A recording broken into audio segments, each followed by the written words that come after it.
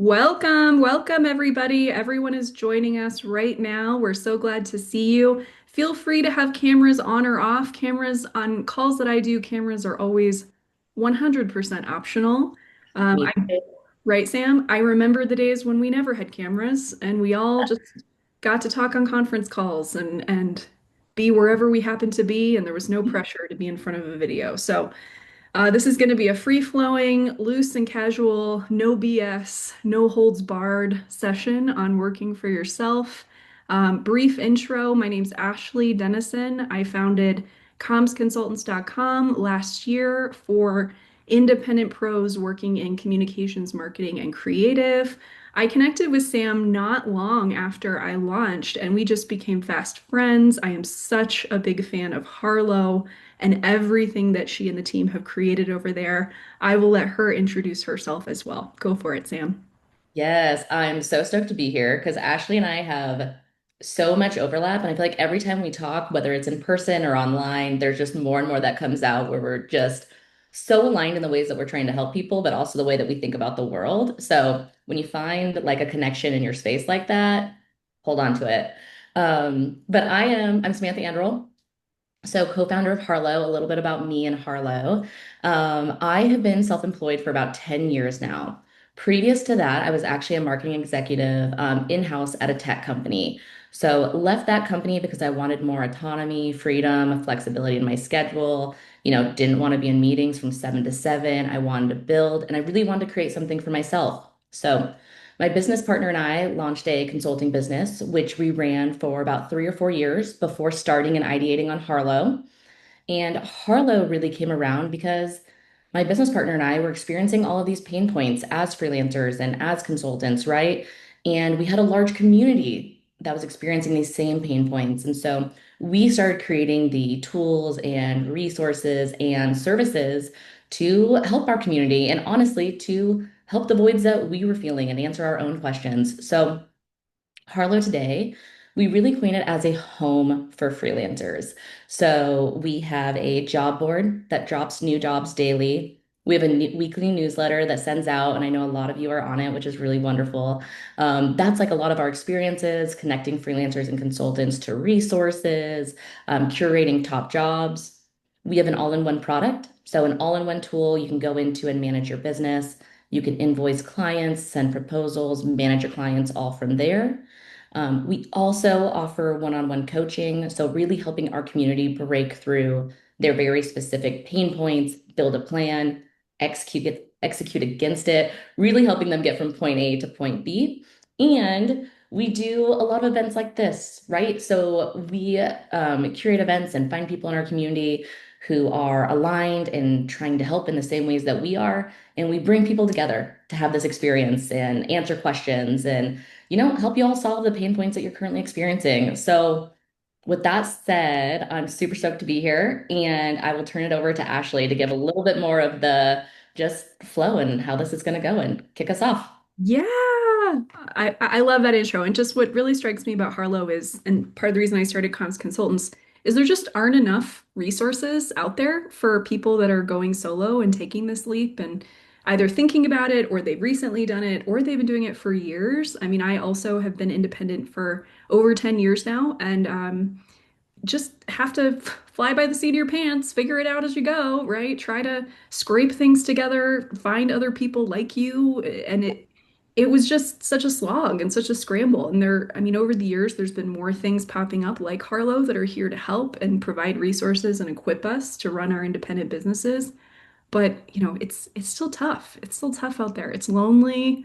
It's challenging. It's exhausting in a lot of ways, and it's important to find your people, I think. It's important to find people that you can rally with and connect with and ask all the dumb questions that you want to ask that you can't put out there publicly necessarily to your network.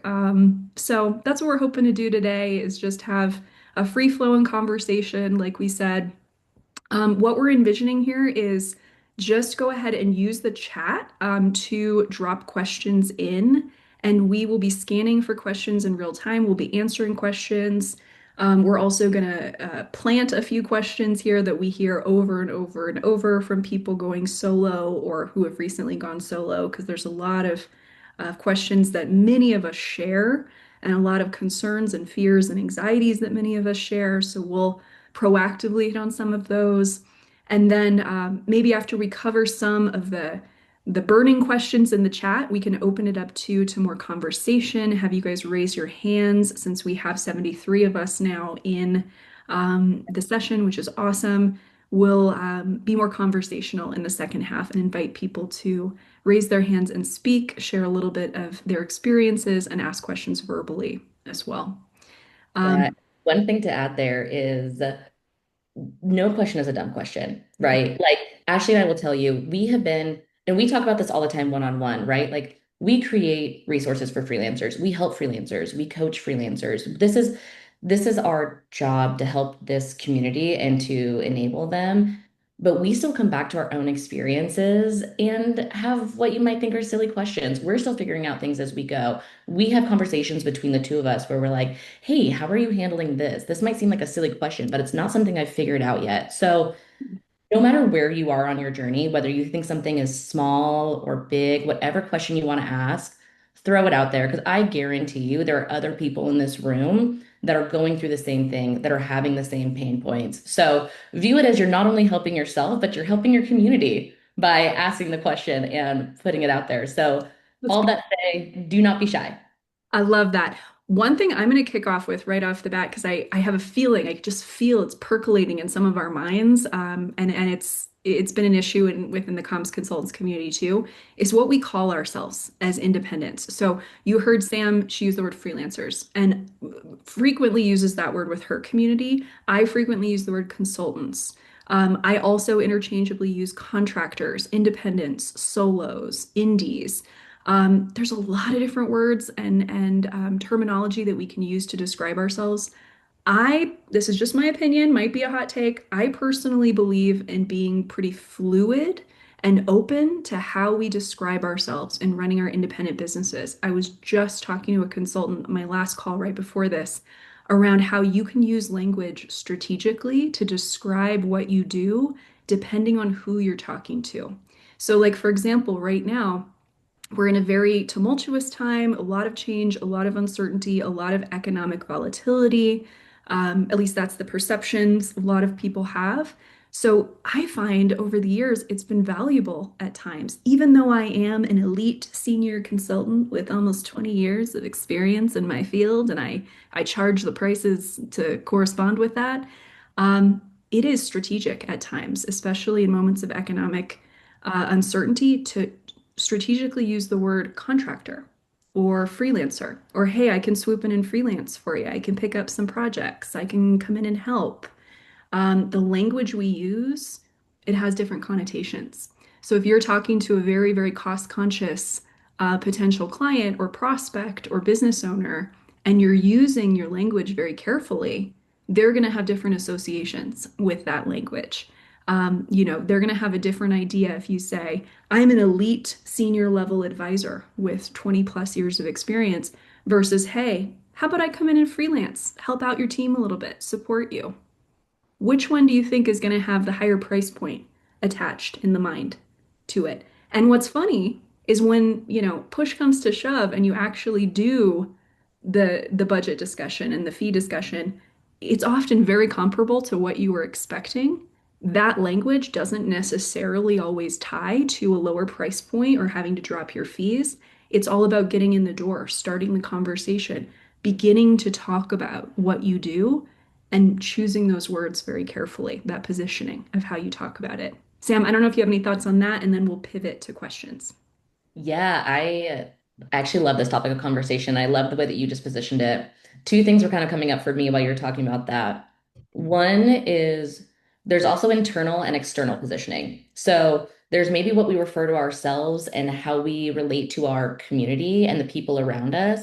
And then, like Ashley was talking about, there's also the way that we position ourselves to clients, right? So when we think about like our community, sometimes using a term like hey, I freelance or I work for myself, I'm self-employed. That's just the way that you're communicating to the people around us, around you, around me, that you're in the same position that they are, right? That you're a self-employed individual. And there's a lot of words for that and a lot of ways that we can like self-identify.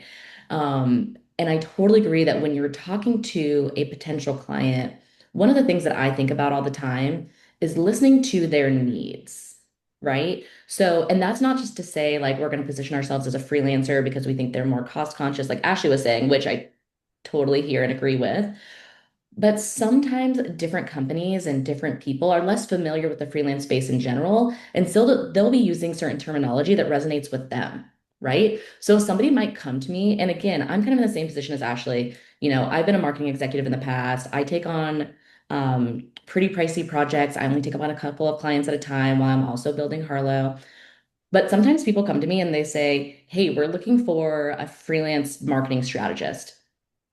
Like that's still a fit for me as if someone's saying that they're looking for a fractional executive. Like those things can be interchangeable terms. They can be the same project, they can be the same price point, like Ashley was saying, but it might be the person at that company who's just used to talking about or familiar with the space in a different way. And so whether we position ourselves like on the day-to-day as consultants or freelancers or self-employed or fractional executives, whatever it is, we should listen to what the person is looking for and try to match to that. And that's just a marketing skill in general, where we are trying to serve somebody and speak the same language as them in order to win that project, right? And that's not to say that every project is a good fit and we should position ourselves into exactly what they're looking for and make sure that we are fitting their needs. We also need to fit our own needs, but it does pay to listen and speak the same language as someone looking for help. Oh my gosh, so powerful. Mirroring, I mean, this is a big psychological principle. Mirroring people's language, the words they choose, the tone, their style, their energy. I mean, this is how to win friends and influence people 101. Yes. It's Absolutely. it's a soft skill, right? Even more so than the tangible, tactical way that we're positioning ourselves. The soft skill is listening to what someone truly needs. One, deciding whether or not you're a fit for that. Right. That's a whole step that we kind of missed. But listening to what someone needs, deciding if you're a good fit. If you are a good fit, you can reposition yourself to speak the same language as them and fit that project, and you're more likely to win business that way. Absolutely. I want to just say one housekeeping thing and then I want to open it up for questions. So, housekeeping, I think we said this right at the start, but we are recording this session and we are going to share the recording with everybody afterwards. So, if there's a takeaway, I'll also save the chat if there's good stuff. Sometimes we share resources and whatnot in the chat. So, we'll save the chat, we'll share the recording after. I know a number of people were stuck in the waiting room for a few minutes. I'm sorry about that. Zoom technical difficulties, but we will be sharing the full recording after this session. Let's jump into questions. So for now, let's use the chat just for quick ease. If you would just drop into chat if you have questions, we will be scanning through to see, what we can answer for you. So here's one from Diana. Wondering about best tactics to approach building a client base when you first get started. That's a huge one. I have a couple people I've worked with in the past I'm in talks with, but only have 5 years of experience. So one is from when I first graduated and is more cost conscious. How do you approach bringing in new leads? I know volunteering, joining local orgs, networking can be beneficial. Sam, do you want to take that off the top and then I'll riff on what you say, or do you want me to start? Either way.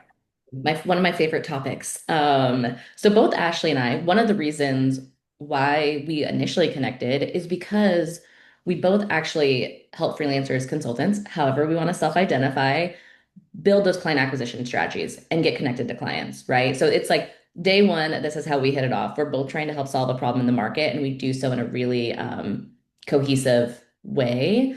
So one of the things that I tell freelancers when I'm first starting to work with them, whether this is through coaching or casual conversations, is what really matters here when you're going out and getting new clients is consistency, right? So there is really a need as a freelancer to do some sort of self promotion. And that can look a lot of different ways. That doesn't always mean like posting on social on a regular basis. It doesn't always mean reaching out to your network. It doesn't always mean being super active in communities. but it usually does mean doing at least a couple of those things, right? So when we go into business for ourselves, we really are becoming the sales team, the marketing team, the strategist, the executor, the accounting team. Like we do have all of these responsibilities, and that can be really tough for people. But a couple of tactics that I see work really well, whether you're an early stage freelancer, whether you've been freelancing for a couple of years. One is network activation. So I know in that specific question, Diana, you said that you only had 5 years experience. We oftentimes, as freelancers, underestimate the power of our network and the people around us. That's not just people that we worked with in the past. It's people that we've come into contact with. It's people that we're connected to on LinkedIn. And crafting a really powerful network activation strategy is a great way to go out and get that, that one client, two clients, three clients, whatever it is, to kind of fill that void in your schedule at the time. One easy way to do this, and a kind of simple thing that I bring a lot of freelancers through, is I have them go to their network, whether it's their LinkedIn, whether it's communities, whatever it is, list out 20 people in your network. We can all do that. List out 20 people that have either worked with you in the past, that have maybe an adjacent role to you, that you've come into contact with at a networking event or in a community. Create your list of 20 people and then craft a message that is not transactional. So, not just you asking to be hired or asking for something or pitching yourself, but craft a message that really feels two-sided, right? Let them know that you see them. Let them, talk about something that they've been doing recently. Make them feel seen. Then tell them what you've been doing recently, Hey, I just launched my freelance business. Here's who I serve. Here's what I do. Here's what those projects look like. Do you know anyone in your network, or do you have that need? Question mark. Make the ask. Then make an offer in return, right? So again, this isn't transactional. We're not just asking them for something. We're in return saying, also, what can we do for you? Can we magnify a recent social post of yours? Can we make an introduction for you? Is there any advice or something tactical that I can do for you? Let me know.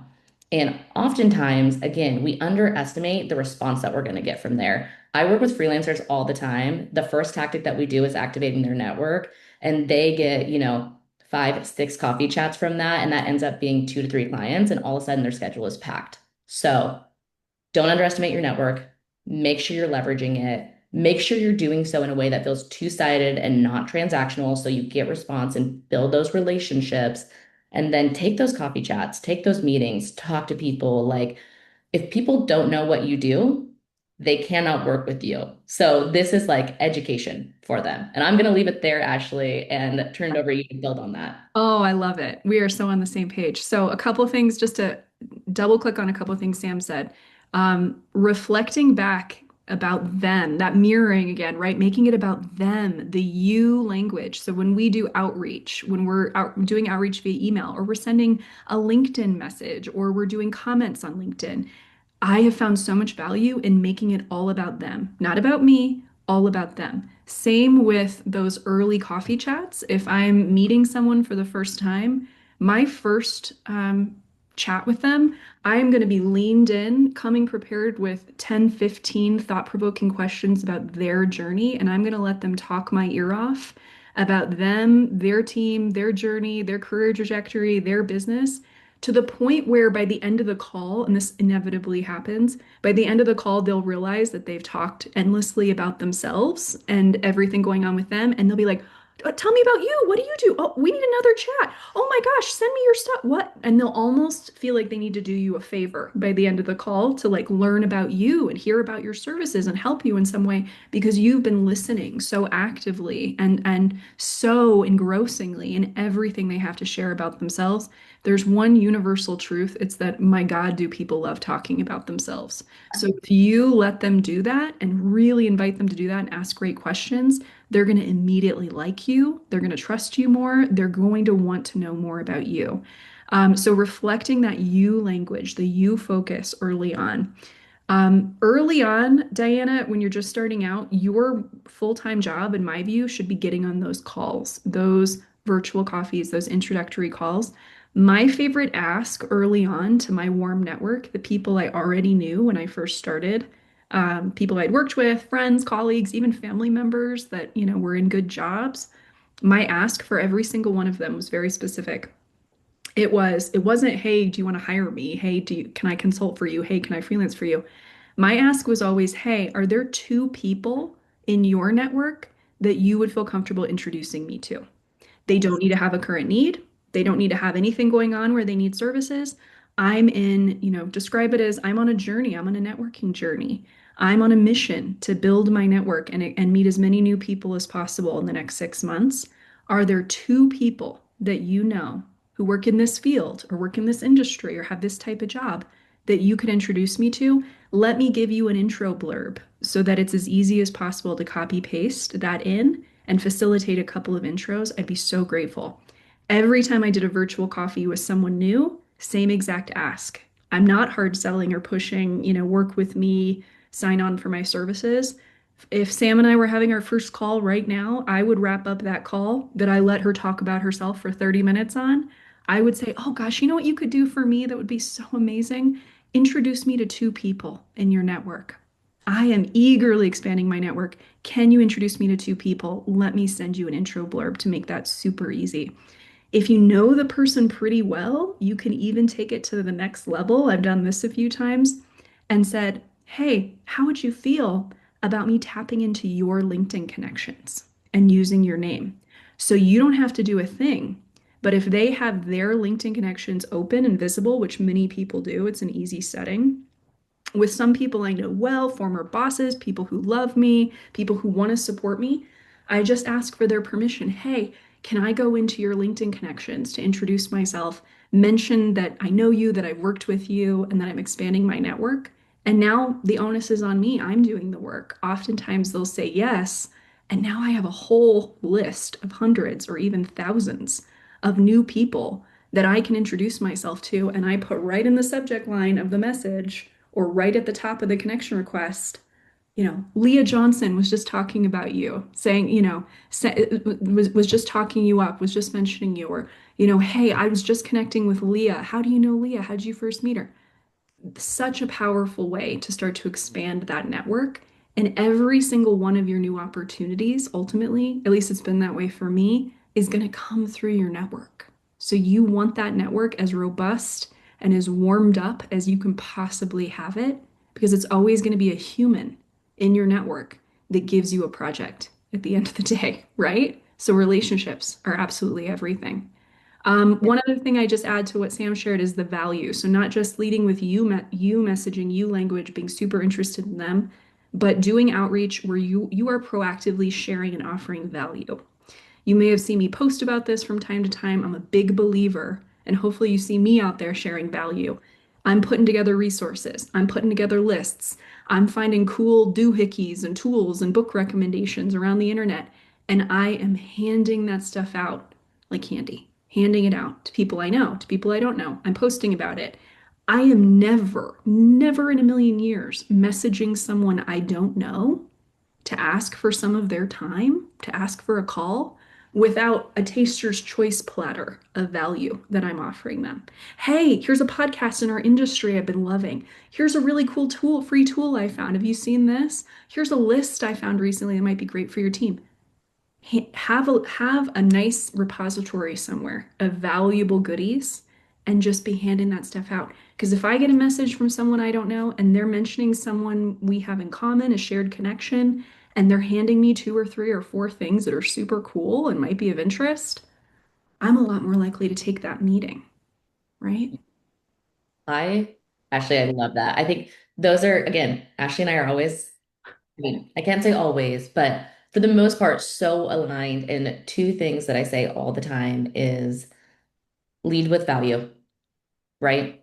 Always offer value to someone first before we are asking for anything in return. I love that so much. And two, make people feel seen.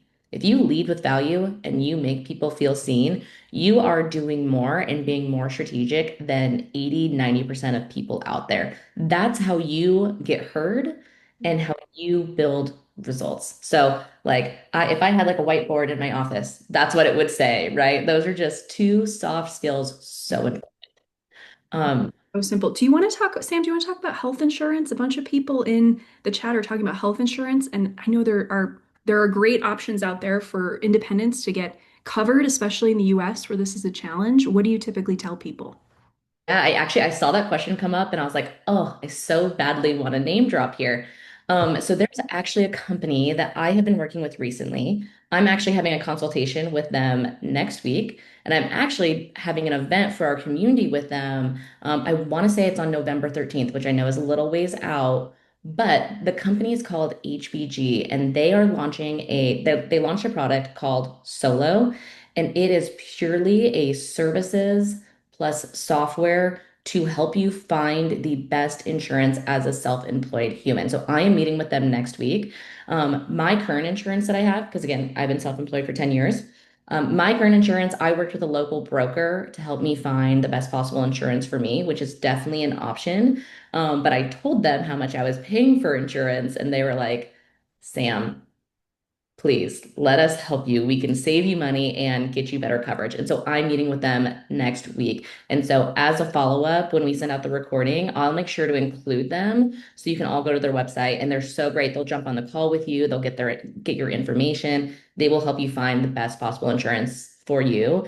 And what I've found, and I've talked to a couple of other people, Taylor Crane, which is like maybe a familiar name to a lot of you. He works with a lot of fractional executives and with the freelance community. He's doing his health insurance through them. A number of other people who I know really well are using them for their health insurance needs. So a great resource. And again, I'll plug that in after the call so everyone has access to that. Love it. I knew you'd have an answer for that. One thing I'll try to look up and add in that follow-up too, just for those that this applies to. I know it's not for everybody, but it's a great option for some because it touches multiple needs. There in the US, there are a number of companies, large employers that will provide full healthcare coverage for part-time hours.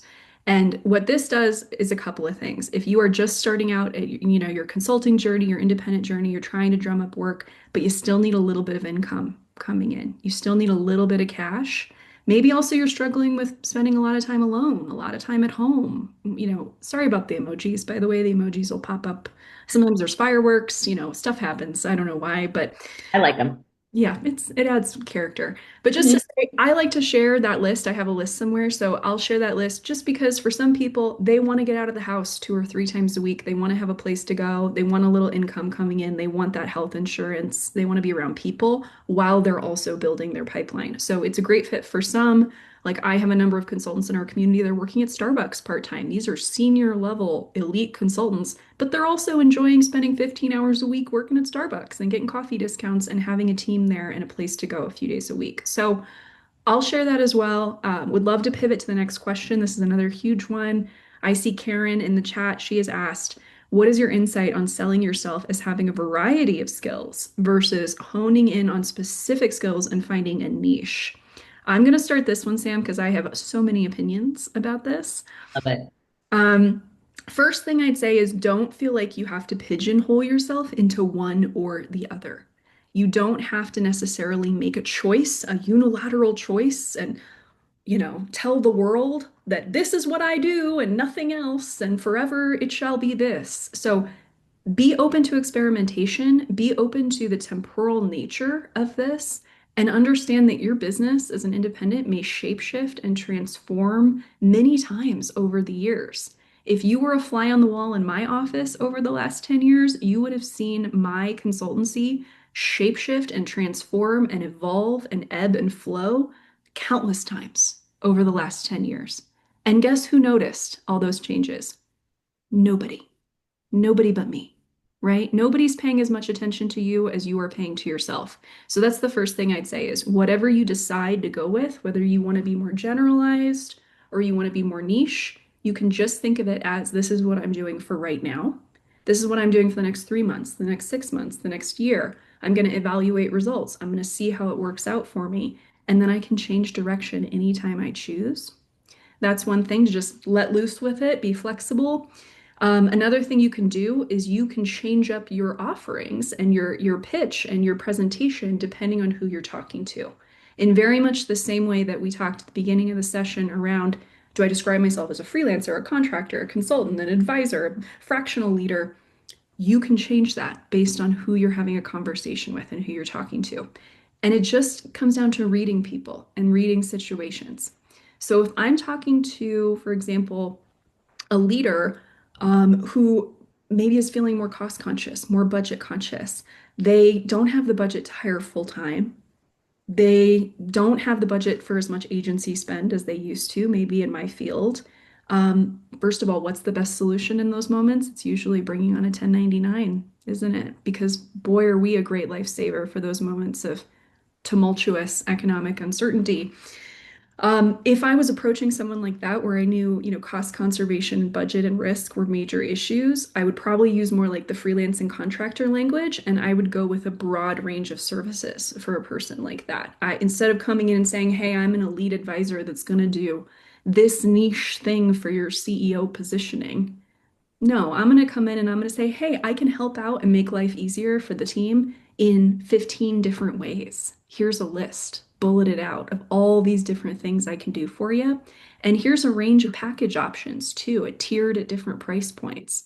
We can spend 5 hours together, we can spend 25 hours together, we can spend 60 hours together. So choose your own adventure of how we can work together based around what's going to work for you. That's more the approach I would use with someone I know is maybe cost conscious, risk averse, really, in dire straits, just needs help for the team. Then I might have a different private conversation with another prospect where maybe I know more specifically because I was referred to them or because I have some background info that they're really looking for a CEO speechwriter, and then I'm pulling up my speeches I've written for other C-level execs. I'm pulling up my case studies. I'm positioning myself as, your elite partner in thought leadership writing for C-level leaders. And you can kind of kill both birds with one stone. I mean, you can play the field. If that's the right analogy to use. But you see what I mean, hopefully, that you don't have to commit yourself for life to one lane. You can play around, you can experiment, you can try different things depending on who you're talking to and, what the situation dictates, and just not take it all so seriously. I love that. I'm going to mirror some of what you just said.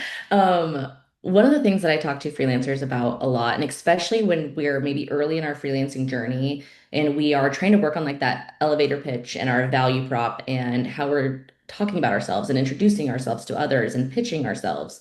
And one of the things that I tell people is what's really important is to articulate the value that you're bringing through the services you're providing. But that value can be put forward through a lot of different services, like Ashley was just mentioning, right? So I'm going to give this like specific example related to me so you can see how to maybe mirror that for yourself.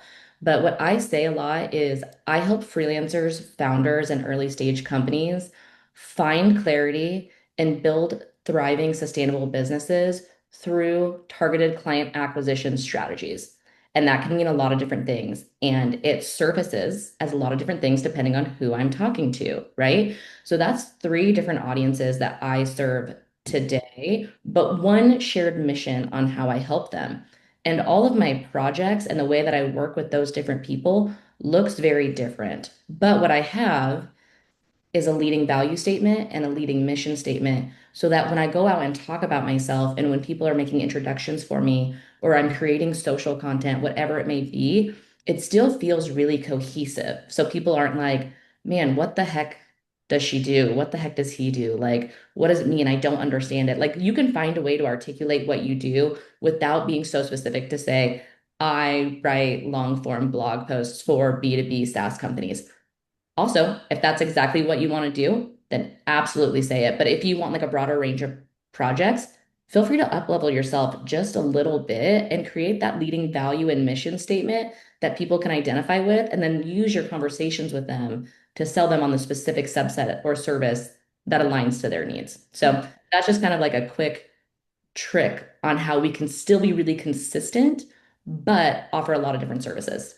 I love that. You can be cohesive about it, have an overarching theme to what you offer, but still be fluid, be flexible, be willing to pivot, which, by the way, clients love when they can find a contractor or a consultant or an independent who can pivot and flex and shift and isn't rigidly stuck and I only do this one thing.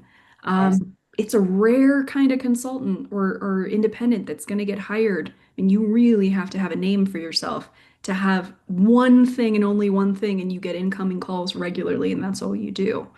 Um, in the chat, I want to keep, we have more and more questions popping up. We'll have to do a part two of this at some point because this is so fun for both of us too.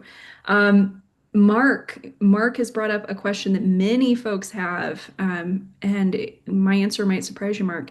Um, for folks that are freelancing, picking up contracts, doing that sort of thing here and there, but they're also open to full time. They also are considering permanent full time roles and they're figuring out how do we position this? How do we sort of straddle the fence between, hey, I'm open to full time, but I'm also open to freelance and contract work. And Sam, you might disagree with me on this one. This might be one where we disagree. Unlike my answer to the previous question around, your service offerings and what you do and being fluid and flexible, I think, especially in today's super, super competitive hiring market, it's a liability to position to try to openly publicly straddle the fence with your positioning and say, hey, I'm open to full time and I'll be a full time team member, but also I'm a contractor and also I'm a consultant and also I'm good for part time. Because if you put yourself, this is always a good exercise to do, whether you're looking for contract work or full time work, if you put yourself in the decision maker's shoes in the current environment, take a minute to put yourself in that hiring leader's shoes, the person who has full-time needs and they have contractor needs. They have a range of needs they need to fill on their team. Understanding the landscape that currently exists, in which we have an oversaturation of candidates, specifically for full-time roles, it is a tight, tough market for full-time job seekers right now.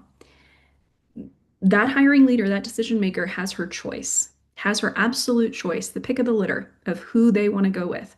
And if you're in that decision making role and you know it's going to be months to bring on this full-time hire, it's going to be a huge process, are you going to go with the person that you know is married and invested to the idea of finding their full-time home? And that's all they're looking for is their full-time home. That is what they're looking for. Or are you going to take a chance on that person who, yeah, they're open to full time, but they're also actively freelancing. They're also actively contracting. They're also looking for part-time stuff here and there. To me, it could be a potential liability and a risk if I'm a leader to say, do I want to bring on someone, put all that investment into a full-time hire when they could abscond for a great consulting op or a great contract op at the first opportunity? Or maybe they're going to keep freelancing on the side to keep their options open. And it works the other way too. If I'm a hiring leader and I'm looking for a great contractor, a great freelancer, a great consultant, do I want someone who's also on the full-time market very openly and visibly? Probably not. I want a serious consultant. I want a contractor who is in it to win it with their independent business because they're not a flight risk.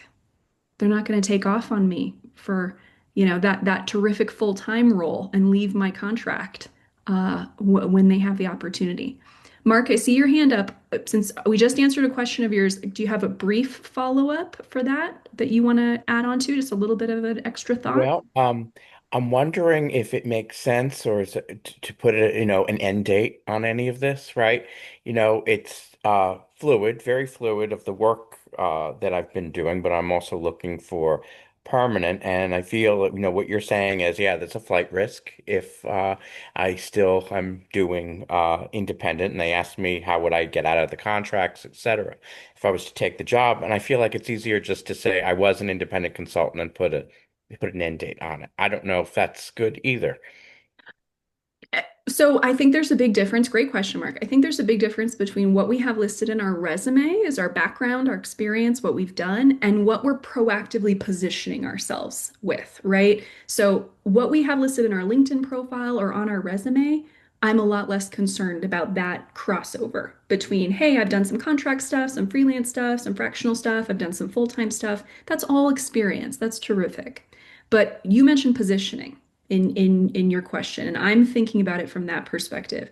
As independents, we haven't really got into this yet, but positioning of ourselves and our businesses so important And it's something that we're doing all the time. It's something we're out there, we're talking about ourselves, we're talking about our businesses, we're networking, we're hopefully doing some kind of content. We're putting ourselves and our insights out there all the time to get noticed when it comes to that. And the same is true for full-time job seekers, right? If you're smart in this market, you're building a personal brand, you're sharing your experience, you're sharing your counsel on LinkedIn, you're talking about what you know how to do.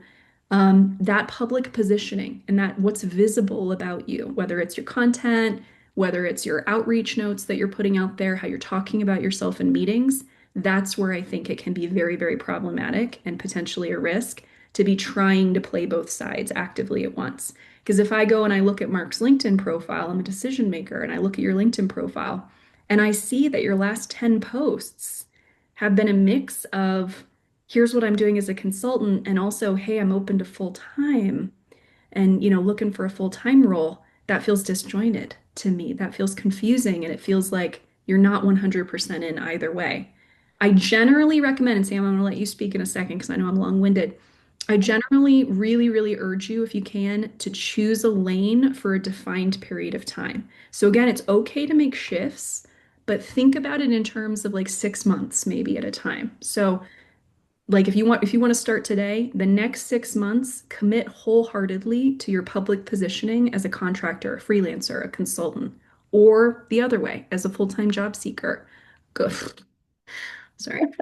Go hard, right? Go hard, stay consistent, and fully commit for that 6 month period to this is who I am and what I'm after, and then measure your results. See how it works out for you. And if at the end of that 6 months you want to do a complete 180, you spent 6 months positioning your consulting business, your contract opportunities, and then 6 months from now you say, I want to go back down the full-time route. Go hard.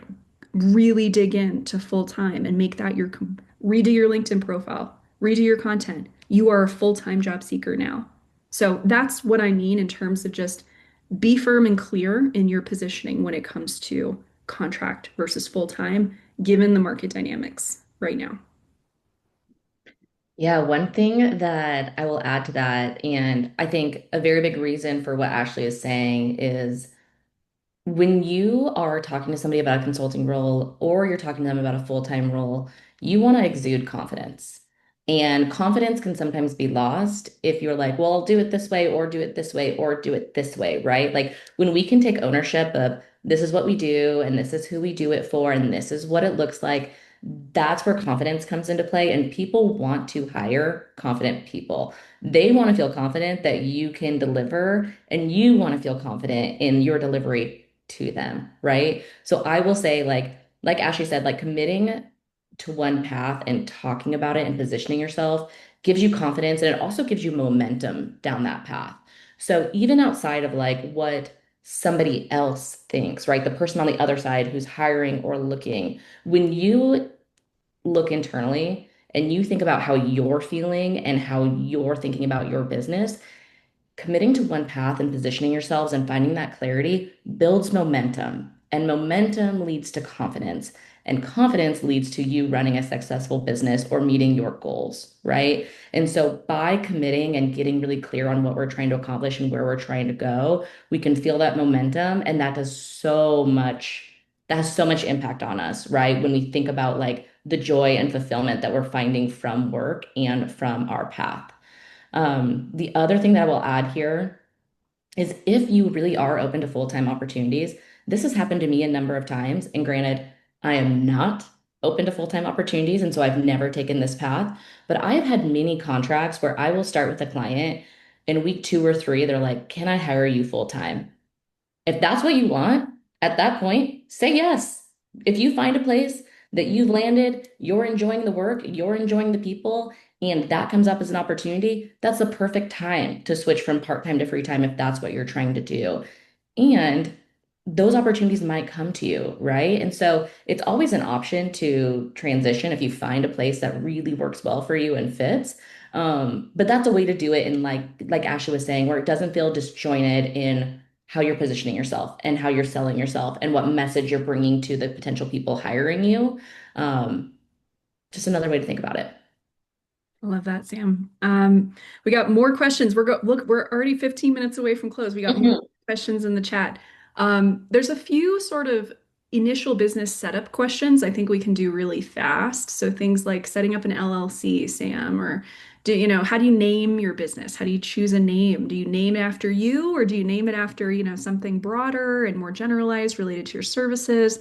Also, LinkedIn Premium. People always ask, is LinkedIn Premium worth it? Maybe we can just do a quick fire answer of these. And then I want to get to a good question, I think, for both of us to answer is how long did it take you to build a business that produced enough revenue to support you? So going back to our early days, how long did that take? And maybe more of our first steps. So really quick, just running through those business admin setup questions, at least as I view it. It's just my experience. Your mileage may vary. I started out as an LLC. As I became more established and made more money over the next few years, I eventually got an accountant, which was really great as I had a wide variety of clients and my taxes got more complicated. And then she really encouraged me to become an S corporation eventually once I was making more.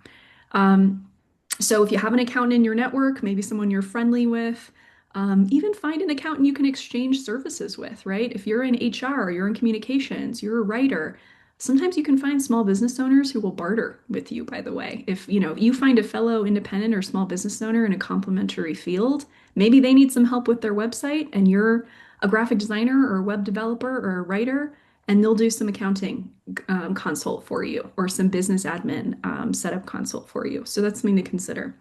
Um, where did you get business insurance and how much should you pay? For sake of just speed, I have a one pager on this from one of our comms consultants who won't mind me sharing it. So I will add that to our list of goodies, the Taster's Choice platter that we're going to send over after this call. We'll send resources and doodads. I'll send something on business insurance.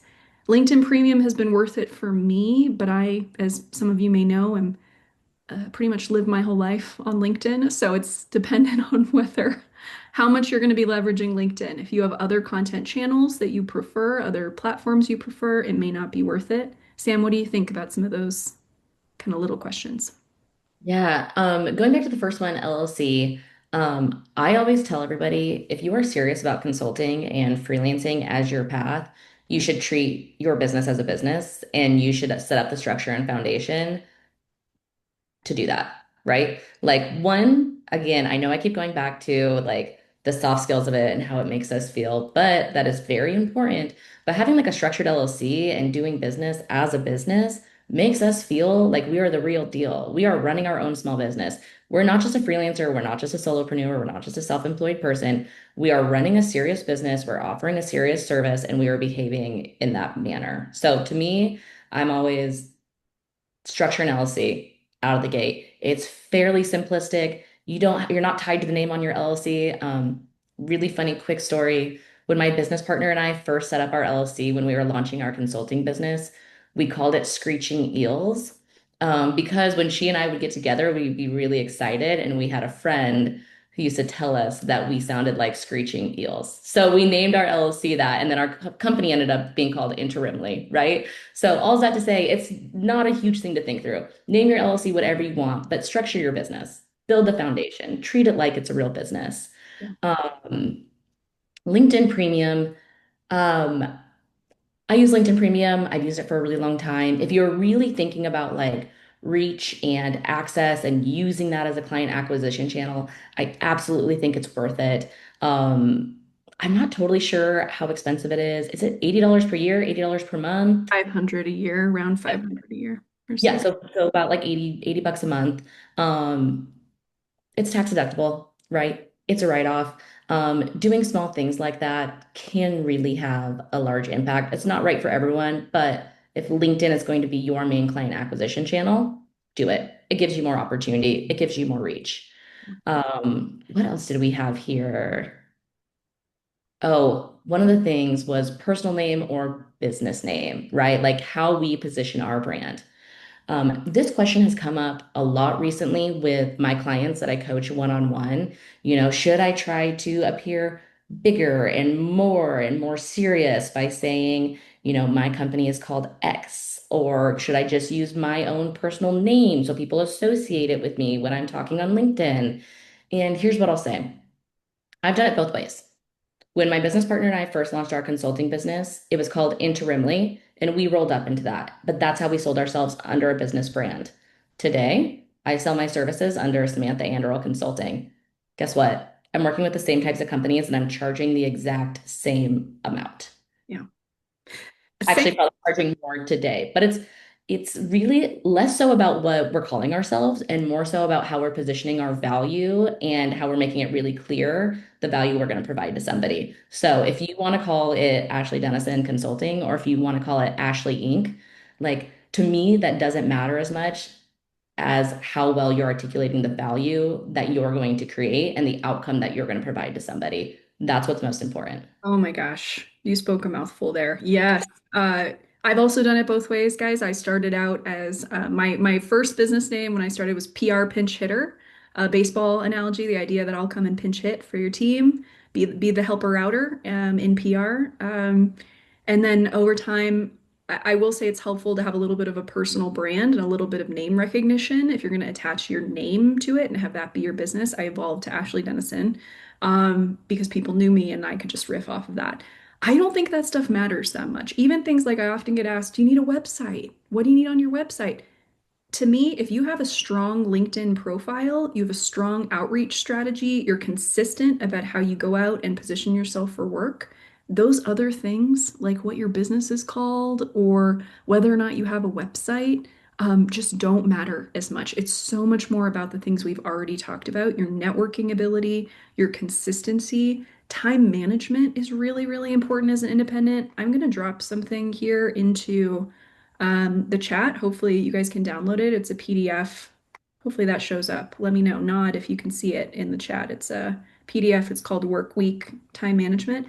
Download that. It's something I recently created just because I think when we go independent, we leave full time, the accountability and structure of full time work, we go independent. I know I had trouble with time management. It can be a challenge to really know where your time is going every week. So this ties in with the other question we wanted to answer, which is how quickly did you ramp up to livable income? These things are directly correlated. For me, they were. Sam, I look forward to hearing your story. But my first year of going solo 10 years ago, I tracked my hours. I left an agency setting, so I was already used to tracking my hours, and I just kept that going. And I held myself very firmly to a 40-hour work week. I didn't want to work more than that, like I used to at agencies. Worked many more than 40 hours, which is part of the reason I went solo. Lisa, I see you laughing as I'm talking. Um, so I didn't want to work more than that, but I challenged and disciplined myself to work 40 hours a week on my business. Like Sam said, take it seriously, treat it like a business. Yeah, you're working from home, you might be in your PJs, and it's fun to play with the dogs or run around with the kids or have an extra long lunch or whatever. Not to say you guys are doing this, but I had to be disciplined with myself and really be firm about how I was spending my time and also be sort of analyzing that in real time and saying, am I spending my time on the right things? Because as we said at the start of the call, you have to wear all the hats as an independent. You have to be your sales lead, your marketing lead, your business administrator. You have to do all those things. Here's the payoff though. I matched my full-time income that I had left, my previous full-time role. I matched that within a year of becoming a consultant. And the reason I did that is because I went hard in that first year. I used every hour and I worked 40 hours a week. I did not rest on my laurels. And so here's the payoff. If I can inspire you guys, we all talk about the freedom and flexibility, right, of being independent. It's not always going, if you stick with it and you do this and you work hard up front, it's not always going to be such a slog where you're working 40 hours a week.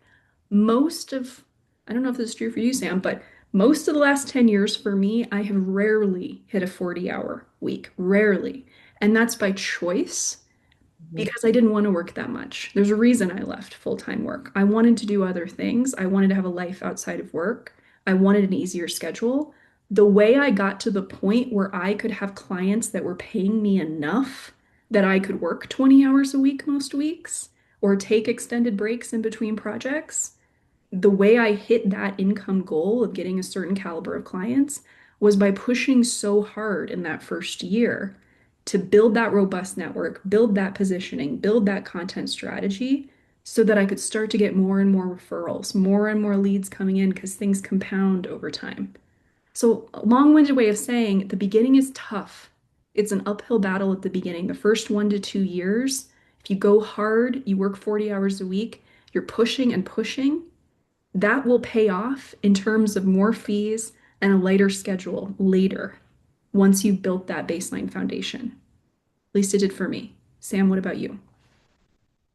Yeah, I will say my beginning story is probably not as relatable because I was in a really good position when I started my freelance business. So I'll talk super briefly about my story, and then I kind of want to talk about a few stories about like clients that I work with, so you can kind of understand their paths and people that are in different positions and have different things that they're trying to accomplish as well. So when I was a marketing executive at a tech company, I decided to leave. I didn't enjoy it anymore. And when I left, they immediately hired me back as a consultant to teach them how to run a marketing department because it left a really big gap for them. And so I was really lucky when I launched my freelancing consulting career that I was able to have a really immediate big client. And all of a sudden, I was demanding that they pay me more as a consultant than they were paying me in-house. So it was pretty fluid for me because I had a really great upfront opportunity. From there, my business partner and I immediately leveraged our network and got like 2 to 3 more clients. And so for us, it was fluid. We knew it was the right time. We could kind of plan this out beforehand. So again, very fluid jump from full time to consulting and making a great wage there. That is not the case with everybody, and I fully realize that. A lot of us can't even map that out if we try, right? This was a little bit of happen chance for me, which, if that happens for other people, wonderful, great. I do work with a lot of clients, though, who are leaving their full-time jobs and starting from scratch, right? So they don't have that initial client, they don't have that initial person, they're trying to figure out how to build their business from scratch. I will say that most clients I work with who are just launching their business, it does take them about 2 to 3 months if they are highly, highly focused and doing the work to go out and get those clients, right? So let me give you an example. I have a client and she actually did internal communications at service-based businesses. And she is bright, stellar, genius, so good at what she does. But she left, she was in-house for 15 years, and then she left to go build her own consulting company. So she took a couple of smaller clients that maybe were not the right fit up front to get some foundational income as she started, which I actually encouraged. I was like, hey, if there's work in front of you and a way to make money from day one, take that work. You know, that doesn't have to be for our forever, but it can give you the foundation as you're really going out and trying to get the clients that are like the better fit. So then what we did for her is we created her elevator pitch, we created her clarity and her positioning. We went out and made that list of her network, made those that list of 30 to 50 people for her to reach out to. We got her regularly posting on LinkedIn, and within 2 to 3 months, she was able to get to the point where she was making as much money as she was making in-house through having 3 clients, 2 of them really good fit clients, one of them foundational income, which we will replace as time goes on. But that was her journey, right? But again, something that Ashley said, and this doesn't necessarily have to be like you putting in 40 hours a week if that's not what you want. A lot of people go into freelancing because they do want freedom and flexibility, and they say, I actually want to work 20 hours a week. I want to work 15 hours a week. Sometimes you want to make more than you are making in-house. Sometimes you have an income goal that's not directly related to that. It's just enough to pay your bills and make sure that you can take off a month during the summer to go do your thing, right? So, one, it comes back to like what you're trying to accomplish, what your goals are, and then you back into it from there, right? But the one thing that I will say is it does require the work up front. I see a lot of people going into freelancing and they just don't know where to start. They don't know how to go out and get clients or how to create that elevator pitch or that positioning statement. And if you're kind of floundering and not really committing and not setting that foundation, it can take a really long time to get to a place where you are making a decent income and you're able to cover your bills and really feel like, this is something that I can do long term and sustainably, right? So put in the work up front. Like whether that's working with a coach, whether it's just getting really serious about, like tracking your time and like Ashley was saying, and like keeping really focused. There's a lot of different ways to do it. The work looks different for everybody, but you have to be committed. Yeah. Treating it like a business every step of the way, going hard, like we said, choosing a lane. If consulting or working independently or freelancing is your lane, go full force. Stop looking at full-time roles, right? If you decided you're going to do the contractor lane, you're going to do the freelance lane, give yourself a time, period. You're going to do it, maybe 6 months, and don't let doubt and sort of asking questions and anxiety creep in. I know it's easier said than done. I've been there, but you're going to get so much farther if you have that commitment and that confidence that we talked about earlier, and you just go hard, go for it for that period of time. You can change course later if it doesn't work out. We are at time. I like to end calls on time. I hate when calls go over. What I'm doing is I'm saving the chat again because I want to capture all the fantastic questions we did not have time for on this call. Sam and I are prolific on LinkedIn. So, what we're going to do is we're going to look at the questions and weave them into upcoming content on LinkedIn so we can hit on them. So many of these questions are ones that others have too. So, hopefully, we can help others. I think I can already speak for Sam and say we're going to do another one of these at some point before too long. So we'll make sure to put that out there when we schedule our next one. Hopefully, you can see we're both extremely passionate about supporting people in taking this leap to go independent. It was the best decision I ever made. It's not for everybody, though. I think it's something everyone should try at least once in their life to see if it's a fit. And if it's not a fit, it's not a fit. But if it's a fit, it's really a fit. That's what I'll say. Thank you all so much for joining us. Sam, wonderful as always. I learned so much from you every time we get on a call together. We will share the recording and the chat and more resources and goodies in a follow-up note. But just want to say thank you for being here and best of luck to all of you in your independent journeys. Yes, thank you so much, everyone. Really appreciate it. Like Ashley said, I think we'll both be sending out follow-ups. So you'll get follow-ups from both of us. And I always say after these sessions, if you have questions that we didn't get to or something that you want to talk to with me specifically, I have like an open email policy. So by that, I mean, when I send out a newsletter or a follow-up to an event, if you have a question or a resource that you want access to or something you want to follow up on, reply to that email, get in my inbox, let's have a conversation. Like I am, I'm building my career as, as Ashley is too. Like we are here to help our freelance community. So please leverage that and take us up on that and get in touch with us. Like we want to talk to all of you. So please do that. And then all the other details we'll send over following so you have them and they're really tangible. Yes, same goes for me. Feel free to email. I'm one-on-ones are tough, calls are tough, but email, I mean, someone tried to pry this phone out of my hand and I'm refreshing the email so many times a day. It's compulsive, guys. So feel free to email me. I'd be happy to answer quick questions there. Thank you again, and we'll see everyone hopefully on our next one before too long. Thanks, everybody. Thanks, everyone.